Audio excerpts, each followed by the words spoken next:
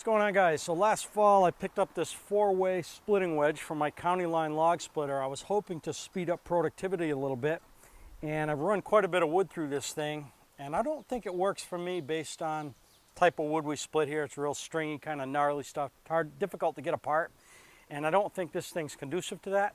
But we're going to put some wood through it today and let you decide if it works for your situation. One of the things I don't like about this thing, and I realize it has to be this way by design, and you'll see why when I put it on the splitter, these side cutters are just too narrow. So it splits fine vertically, but it has a tendency not to split the wood horizontally completely because these are so narrow. And because of that, a lot of times I'll split wood, I'll have to take the pieces off, and then I'll have to split them manually.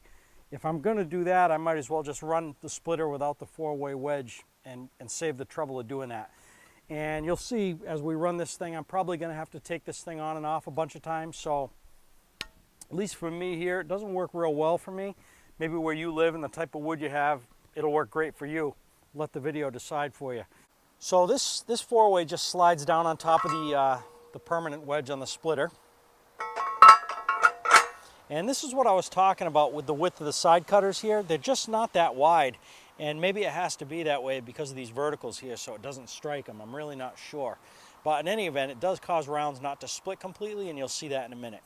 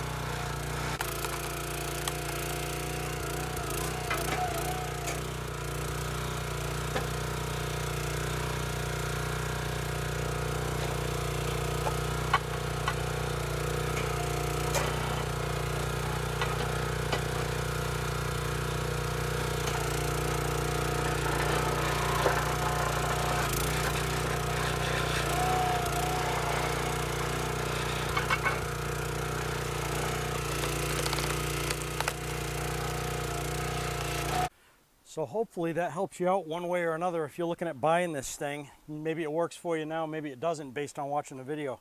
Another thing you'll notice with this thing, when I was running the rounds through it, this puts quite a bit of extra resistance on each round because it's got more surface area contacting it. So you saw the splitter slow down quite a bit.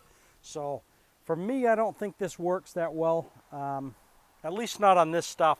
I'm eager to try it on some, maybe a different species like red oak or something like that. But on the wood I've run through this thing so far, I think it's more hassle than it's worth. I end up having to rip some of the pieces apart that don't cut completely, and I'm constantly having to take the thing on and off.